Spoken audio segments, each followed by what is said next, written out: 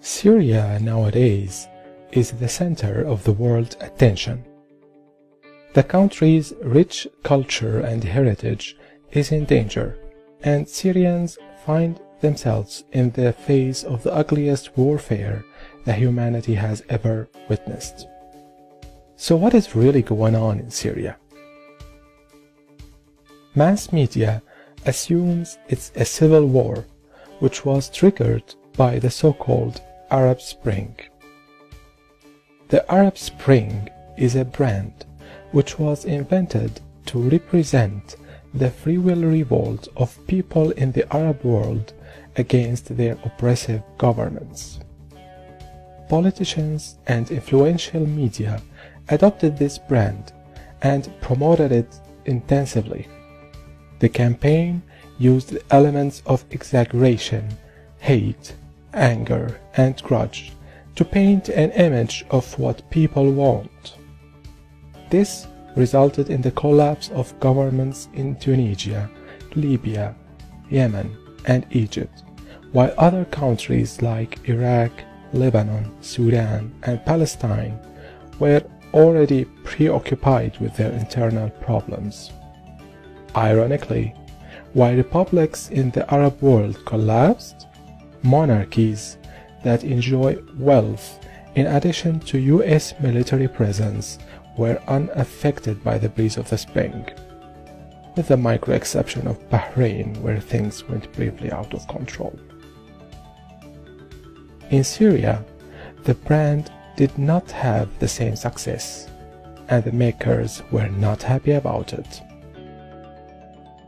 An unprecedented flow of financing, arms, and intelligence turned the free will peaceful revolt recipe all of a sudden into an armed insurgency, sponsored, publicized, and controlled from abroad. The upgraded campaign mainly targeted uneducated Syrians in poor areas and villages with misleading information and promises.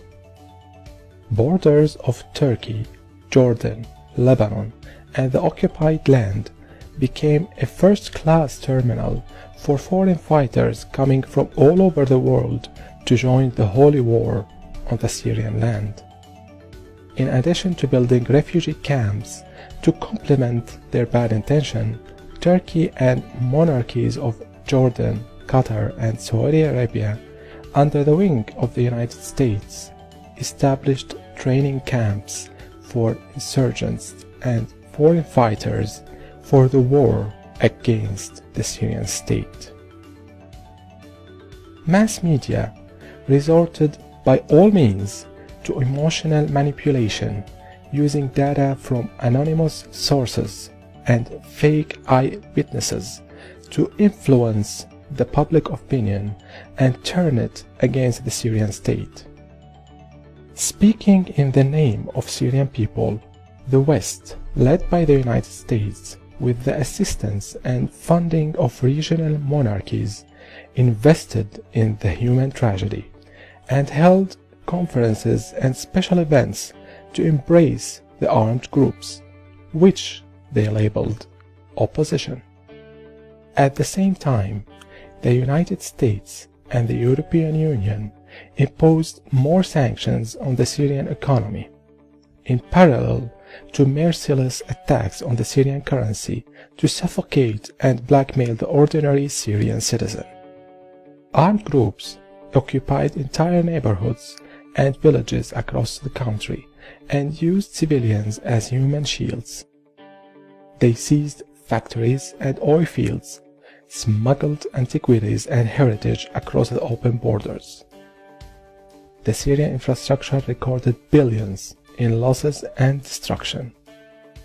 Public institutions, universities, schools, and antiquities were also a primary target.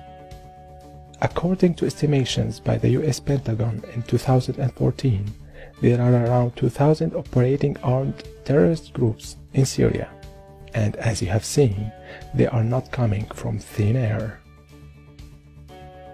For decades, Syrians enjoyed peace and stability, and terror has become part of their daily life.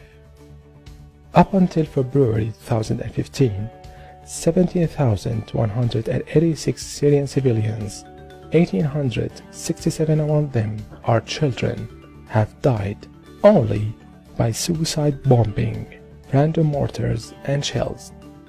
Those include parents heading to their jobs, newborns, students at their schools and universities, and many others. Due to the US and European Union sanctions, Syrians are living without power for more than 16 hours per day, and the Syrian pound has lost more than 70% of its original value. Syria residents are unable to travel for business or for tourism to most of the countries that label themselves as friends of Syria due to impossible visa restrictions. The UN estimates the number of Syrian refugees at 4 million. While it's investing heavily on media campaigns, weapon sales, funding and training, the United States hosted only 500 of them.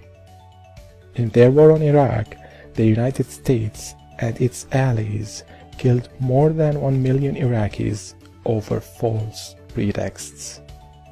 Do you see a pattern here? This is not a civil war. This is constructive chaos, proudly made in USA.